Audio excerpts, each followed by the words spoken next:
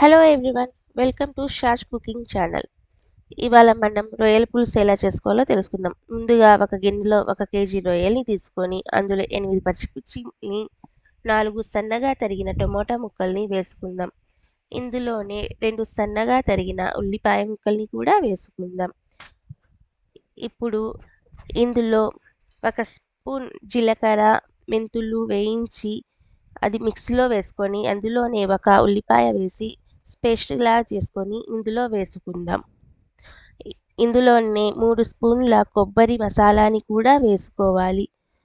ఇప్పుడు ఇందులో 3 స్పూన్ల కారప్పొడి, 1 స్పూన్ ధనియాల పొడి, 1 స్పూన్ పసుపు వేసుకోవాలి.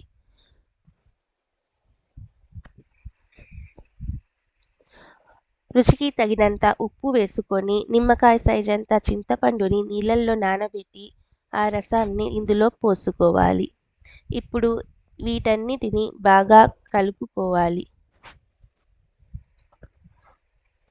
బాగా కలుపుకొని ఇప్పుడు ఇందులో కొంచెం నీళ్లు పోసుకుందాం. ఇప్పుడు ఇందులోనే 5 టేబుల్ స్పూన్ల ఆయిల్ వేసుకుందాం.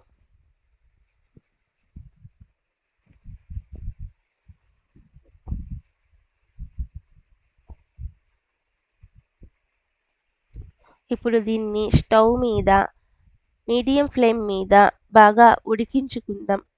కూర బాగా చిక్కపడేంత వరకు బాగా ఉడికించుకుందాం. చూడండి రొయ్యల పులుసు రెడీ అయిపోయింది. ఈ వీడియో గనుక మీకు నచ్చినట్లయితే లైక్, షేర్ అండ్ సబ్స్క్రైబ్ చేసుకోండి.